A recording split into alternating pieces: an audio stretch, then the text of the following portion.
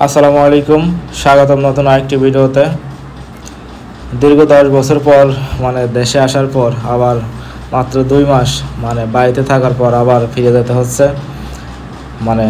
বিদেশে পাড়ি জমাইতে হচ্ছে। আসলে প্রবাসীর এটাই হচ্ছে কষ্ট, যে যায় অনেক দিন থাকে কিন্তু দেশে এসে যে আবার কিছুদিন বেশি করে ছুটি কাটাবে সেটা সম্ভব না। কারণ দীর্ঘ 10 বছর পর কাকা দেশে আসছে, এরকম একটা ভিডিও দিছিলাম, সবাই আপনারা দেখছেন, খুব সাড়াও দিয়েছেন। তো সেই আবার হচ্ছে মাত্র 2 মাস মতো দেশে থাকছে। আবার ওইখান থেকে ফোন দিছে যে ছুটি বাড়াতে চাইছিল, কিন্তু ছুটি বাড়াইতে না করছে, কারণ ছুটি বাড়াইলে কাজ থাকবে না, এরকম আর কি। কারণ যেহেতু ছুটি দিয়েছে 2 মাস, 2 মাসের বেশি যদি আবার বেশি ছুটি নেয় তাহলে ওইখানে আবার নতুন লোক নিয়ে নেবে, যে কোনো চলে যাইতে হচ্ছে। আসলে মন না চাইলেও চলে যেতে হয়। আসলে এই সময়টা এতটা কষ্টদায়ক, এতটা আসলেই আবেগীময়, সবাইকে ছেড়ে আবার চলে যাইতে হচ্ছে। আবার কবে আসবে এর কোনো নিশ্চয়তা নাই, অনির্দিষ্টকালের জন্য আবার চলে যাইতে হচ্ছে। আসলে এই সময়টা আসলে সবাই বোঝে না, প্রবাসীর কষ্ট এটাই, যে আসলে তাদের কষ্টটাকে ফিল করতে পারে না। সবাই ভাবে যে তারা হচ্ছে টাকার মেশিন, তারা যাবে, টাকা পাঠাবে, আর এদিকে বউ বাচ্চা, বাপ মা, ভাই বোন সবাই আর কি খুশিতে থাকবে। তো এই হচ্ছে প্রবাসীর জীবন। তো এস মনে হয় কাকা হচ্ছে প্রায় 15 থেকে 16 বছর, তারও মনে হয় বেশি বিদেশ করতেছে। একবার গেছিল, আসছিল 5-6 বছর পর, আবার গেছে প্রায় 10 বছর পর আসলো। আসার পর মাত্র 2 মাসও হয় নাই, আবার চলে যাইতে হচ্ছে। তো এটাই হচ্ছে কষ্ট, যে এতদিন পর দেশে এসে কিছুদিন থাকতে পারলো না। তো সবাইকে বিদায় নিয়ে চলে যাইতে হচ্ছে। তো গাড়িতে উঠলাম, গাড়িতে উঠে আমরা এখন যাব হচ্ছে বাস স্ট্যান্ডে। ওইখান থেকে বাস নিয়ে যাব হচ্ছে কাকার শ্বশুরবাড়ি। কাকার শ্বশুর হচ্ছে ঢাকাতে, তারা খুব রিকোয়েস্ট করছে যাওয়ার সময় ওইখান থেকে বেড়াই যাইতে। তো আমরা আছি এখন মেন রাস্তায়, আর এটা হচ্ছে পাংশা, আর পাংশার কলেজ মোড়, এটা হচ্ছে এই যে মুক্তিযোদ্ধার কলেজ মোড়। তো পাংশায় সদর স্ট্যান্ডে যাওয়া হচ্ছে, আমরা বাস নেব, কারণ বাসের টিকিট কেটে রাখছি। তো বাসে উঠে বললাম, এখনই বাস ছাড়বে, এটা হচ্ছে ডাইরেক্ট বাস, ডাইরেক্ট গাবতলী যাবে। তো আমরা হচ্ছে পর্বতে নামবো, কারণ কাকা শ্বশুর হচ্ছে পর্বত থেকে বাদের রাস্তা দিয়ে যায়, একটু মাজার রোডের ওই সাইডে বাসাটা। তো চলে আসলাম ফেরিঘাট, আর এখন ফেরিতে আছি, ফেরিটা ছেড়ে দিয়েছে। আমরা এখন আছি হচ্ছে পাটুরিয়া টু দৌলতদিয়া যে ফেরিঘাট, এই ফেরিঘাটে দৌলতদিয়া থেকে পাটুরিয়া পার হবো আর কি। এখানে হচ্ছে পদ্মা আর যমুনা নদী আছে, নদী পার হইতে হয়। তো এখন হচ্ছে ফেরি থেকে বাস নামতেছে, নামার পর হচ্ছে এটা হচ্ছে ঘাট। তো এখানে বেশিরভাগ এখন মোটামুটি কম জাম হয়, আগে যেরকম জাম ছিল এখন ওরকম জাম নাই, কারণ এখন হচ্ছে পদ্মা সেতু হওয়াতে ওইখানকার ফেরিগুলো এখানে চলে আসছে, এখন আর কি জাম কম হয়। আগে ফেরি কম ছিল, এখন ফেরি বাড়ার কারণে এখন জামও কম হয়। তো চলে আসলাম আবার মেন রোডে। তো আমাদের পাংশা থেকে ঢাকা সম্ভবত আসতে 3-4 ঘন্টার মতো সময় লাগে, 3.5 ঘন্টা কি 4 ঘন্টা এরকম। তো পর্বতে চলে আসছি। তো এইখান থেকে আবার নতুন করে রিক্সা নিতে হবে। তো জিনিসপত্র সব ঠিকঠাক আছে নাকি চেক করতেছি, কারণ অনেক সময় জিনিসপত্র ঠিকঠাক থাকে না। তো এইখান থেকে 2টা রিক্সা নিলাম, রিক্সা নিয়ে হচ্ছে যাইতে হবে হচ্ছে বেড়িবাঁধের রাস্তা দিয়ে একদম মাজার রোডে। তো এখন যে এটা হচ্ছে বুড়িগঙ্গার নদী, সবচেয়ে বাজে যে নদীটা ঢাকা শহরের মধ্যে। তো বুড়িগঙ্গার নদীর পাশ দিয়ে খুব সুন্দর চলাফেরা করার জন্য ফুটপাথ তৈরি করছে, ব্রিজ টাইপের, দেখেন খুবই সুন্দর। এটা আর কি দেখতে দেখতে চলে যাচ্ছি। এখান থেকে সম্ভবত 10 থেকে 15 মিনিট রিক্সায় করে যাওয়ার পর হচ্ছে কাকার শ্বশুরবাড়ি। ওইখান থেকে আর কি রেস্ট নিয়ে পরে হচ্ছে যাবে, যেহেতু ফ্লাইট হচ্ছে বিকাল 5টার পরে, আর আমরা বাড়ি থেকে রওনা দিচ্ছি সকালে, কারণ যেহেতু এখানে কিছুক্ষণ থাকতে হবে। তো এখানকার পরিবেশ মোটামুটি আগে যেরকম দেখছিলাম তার থেকে একটু উন্নত হয়েছে, কারণ আগে এই বুড়িগঙ্গা নদীতে খুব বাজে ছিল, এখন মোটামুটি একটু পরিষ্কার আছে। পাশ দিয়ে ফুটপাতের রাস্তা করছে খুব সুন্দর চলাফেরা করার জন্য, এখন মোটামুটি একটু ভালো আছে। আগে তো এই পাশ দিয়ে আসাই যাইতো না, এখন কত সুন্দর ঘোরা। যাই হোক, পরিবেশটা খুব ভালো লাগতেছে। তো এই হচ্ছে ঢাকার বুড়িগঙ্গার বেড়িবাঁধের যে রাস্তাটা, সেই রাস্তা। তো সেখান থেকে নামিয়ে আবার একটু হাঁটতে হবে, রিক্সায় ভিতরে আসে না।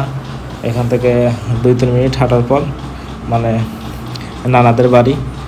তো এইখানে হচ্ছে একটু রেস্ট নিয়ে পরে আবার বিকালে এখান থেকে যাব। তো চলে আসলাম বাসায়, আর বাসায় এসে দেখি বিদ্যুৎ নাই, কারণ বর্তমান বাংলাদেশে বিদ্যুতের একটু ঘাটতি আছে, যে কারণে আর কি ঢাকা শহরেও লোডশেডিং দেয়। আগে কখনো ঢাকা শহরে লোডশেডিং দেওয়া দেখি নাই, শুনি নাই, কিন্তু এখন বর্তমান ঢাকা শহরে লোডশেডিং দিচ্ছে, কারণ যে আকারে গরম পড়তেছে। তো অনেকক্ষণ রেস্ট নেওয়ার পর খাওয়া দাওয়া করার পালা। তো খাওয়া দাওয়া শেষ করে আবার রেস্ট নিচ্ছি। তো অনেক ধরনের পিঠা বানাইছে, পিঠা খাইতে দিল এবং এই পিঠাগুলো হচ্ছে দিয়ে দেবে, মালয়েশিয়া যাবে পিঠাগুলো। পিঠাগুলোর ভাগ্য কত সুন্দর দেখেন, যে তারা বাংলাদেশে বানাইছে, তৈরি হয়েছে, যাবে এখন মালয়েশিয়া। অনেক ধরনের পিঠা আছে, অনেক ধরনের পিঠা খাইলাম, টেস্ট করলাম। তো আবার এখন হচ্ছে একটা মাইক্রো ভাড়া করা হয়েছে। এখন হচ্ছে এটা হচ্ছে বেরিবাজার রাস্তা, সামনে হচ্ছে মাজার রোড। তো দিয়াবাড়ি মাজার রোড যেটাকে বলে এইখানে। তো এখান থেকে মাইক্রো করে আবার চলে যাবে এয়ারপোর্টে। তো এখানে হচ্ছে এটা হচ্ছে নানা, এটা হচ্ছে নানি, সবাইকে বিদায় নিয়ে। আর ওই পাশে হচ্ছে মামা, যে ডিকি নাম হচ্ছে মামা, কাকার শ্বশুর শাশুড়ি শালা। তো এদেরকে বিদায় জানিয়ে আবার চলে যাইতে হবে, কারণ এদের সঙ্গে প্রায় দেখা হয়েছে দীর্ঘ 10 বছর পর। আমার এর আগে মনে হয় মাঝে একবার হয়েছিল, আর কাকার তো 10 বছর পরেই দেখা হচ্ছে, কারণ বাড়িতে 2 মাসের ছুটিতে দেখতে দেখতে চলে গেছে। সে যা আসবে শ্বশুরবাড়ি, আসার সময় পায়নি, মানে আবার যাওয়ার দিন আর কি গেছে। আর নানারা মাঝে একদিন গেছিল দেখতে। এই হচ্ছে মানে প্রবাসীর জীবন, যে একটা আত্মীয় স্বজনের বাড়ি যে রিল্যাক্সে ঘুরবো, এটা মানে সম্ভব না। আসেই কয়েকদিন ছুটিতে দেখতে দেখতে চলে যেতে হবে। তো যাই হোক, গাড়িটা ছেড়ে দিল, এখন উদ্দেশ্য এয়ারপোর্টে। তো এইখান থেকে হচ্ছে শুধু মানে নানাই আমাদের সঙ্গে যাচ্ছে এয়ারপোর্টে বিদায় দেওয়ার জন্য, আর নানি আর মামা যাচ্ছে না, কারণ তার মামা হচ্ছে একটু ব্যস্ত লোক। সে হচ্ছে একটা ব্যবসা করে, আর একটা হচ্ছে মিরপুর মাজার, মানে যেটা বাংলাদেশের নাম করা মাজার বলতে পারেন, এক পর্যায়ে ঢাকা শহরের সব থেকে বড় মাজার। তো এটা হচ্ছে সনি হল। তো সনি হল মাজার রোড দিয়েই মিরপুর দিয়ে যাইতে হবে হচ্ছে এয়ারপোর্টে। তো এটা হচ্ছে সনি হলের যে KFC। তো মোটামুটি জার্নিটা খুবই ভালো ছিল, সকাল থেকে বাসের পর মাইক্রো। আর এটা হচ্ছে সম্ভবত কালশি ব্রিজ নাকি বলে, মিরপুর যে পল্লবীর পাশ দিয়ে যে রাস্তাটা আসে, মিরপুর 12 দিয়ে যেটা আসে, এইখানে যেটা হয়। আর সামনে হচ্ছে ECB চত্বর, কারণ এইখান থেকে একটা রোডই আছে, মানে একটা রোডই শর্টকাট, এবং এই রোডে সবাই চলাফেরা করে। তো এই রোডে সবসময় যাওয়া আসা হয়, কারণ আর একটা রোড আছে, ওই রোড দিয়ে একটু মানে যানজট। আবার যাইতে হয়েছিলাম উত্তরা দিয়াবাড়িতে, ওটাও মানে ততটা এই পথ না। তো এই রাস্তায় সবথেকে ভালো, ড্রাইভার ওই পথ দিয়েই নিয়ে আসলো। তো মোটামুটি এই পথটাই মানে সেফ এবং ভালো। তো তারপর চলে আসলাম হচ্ছে এয়ারপোর্টে, মেইন গেটে। কারণ এয়ারপোর্ট আর একটা টার্মিনাল বাস এখনও ওইটা চালু হয়নি, যে কারণে আমরা এখনও ওই পুরাতন টার্মিনালে ঢুকতেছি। এখনও মোটামুটি ভালো একটা লম্বা সিরিয়াল দিয়ে আস্তে আস্তে যাইতে হবে। তো ঢুকে পড়লাম এয়ারপোর্টের মধ্যে, একদম মাঝখানে। তো এটা মোটামুটি আগে যে তুলনায়, আমি এখানে অনেক আগে একবার আসছিলাম, তখনকার তুলনায় এখন মোটামুটি অনেক সুন্দর করছে। কারণ 2 মাস আগে তো একবার আসছিলাম কাকে রিসিভ করতে। তো তার আগে কথা বলতেছি, যে তখন যখন আসছিলাম এয়ারপোর্টটা এত সুন্দর ছিল না। এখন এ পুরাতনটা অনেক সুন্দর করছে, প্লাস নতুন আরেকটা করছে, যেটা নাকি একদম ইন্টারন্যাশনাল, মানে সেরকম একটা লেভেলের পোস্টপাস দিয়ে দ্বিতীয় টার্মিনাল তৈরি করছে। তো দেখে যদি কখনো যাওয়ার সৌভাগ্য হয়, দেখার সৌভাগ্য হয়।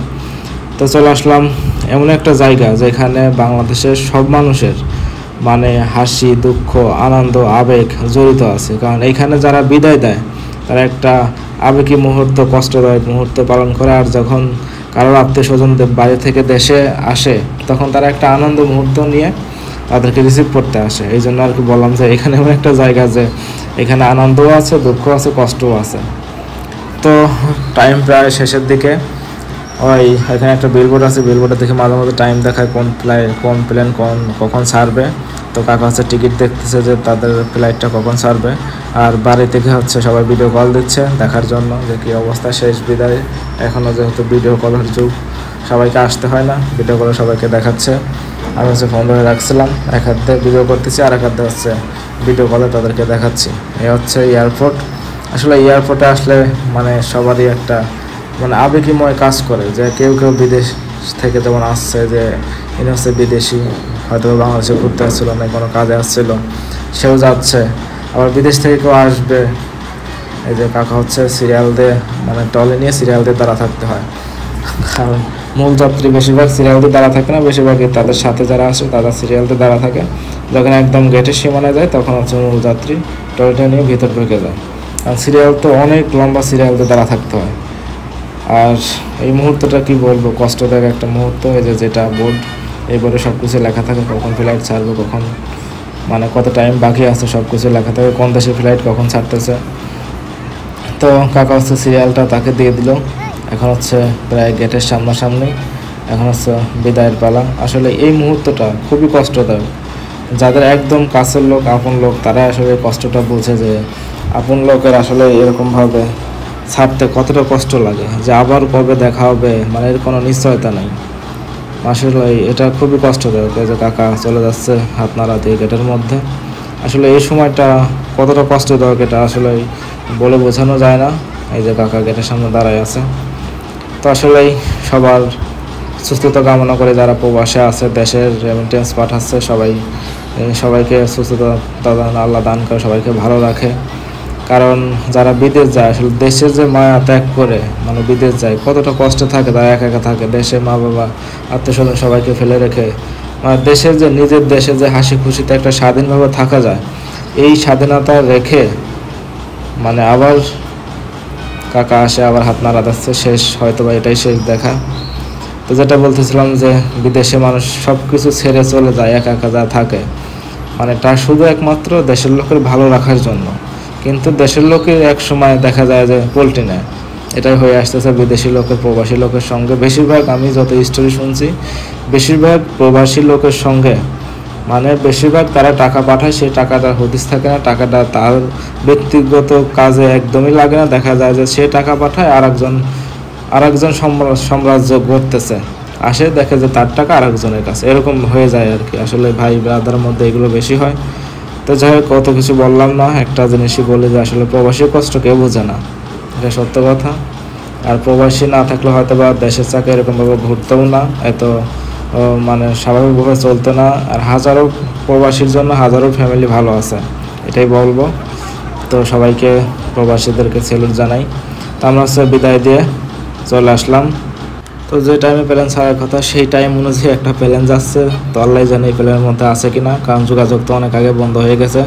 কারণ প্লেনে ওঠার পরে সিমটা বন্ধ করে রাখে, বা সিমটা বাংলাদেশের নেটওয়ার্ক অনেক সময় কাজ করে না। যাই হোক, যোগাযোগ অনেক আগে বন্ধ হয়ে গেছে, কিন্তু টাইম মতো একটা প্লেন যাচ্ছে। তো এই প্লেনেও হয়তো বা থাকতে পারে, নাও থাকতে পারে। তো এই হচ্ছে পুরা এয়ারপোর্টের ভিউ। এখানে হাজারো মানুষের কষ্ট, হাজারো মানুষের সুখ, হাজারো মানুষের আনন্দ মানে জড়িত মাখা এই এয়ারপোর্ট। তো দর্শক, এই ছিল আজকের ভিডিও। তো এখন হচ্ছে আমরা বাড়ির উদ্দেশ্যে আবার রওনা দিব। তো এই ছিল আজকের ভিডিও। তো ভিডিওটি কেমন লাগলো অবশ্যই কমেন্টে জানাবেন। আর প্রবাসীদেরকে আবারও হাজারো স্যালুট জানাই। তাদের জন্য আসলে আমাদের এভাবে স্বাধীনভাবে চলাফেরা মানে দেশের চাকাটা ঘুরতেছে সুন্দর মতো, তাদেরকে আমরা সবসময় মনে রাখা উচিত, কিন্তু মনে রাখি না, এই হচ্ছে আসলে এই কথা। তো সবাই ভালো থাকবেন। আজকের ভিডিওটি এ পর্যন্তই, দেখা হবে নতুন কোনো ভিডিওতে।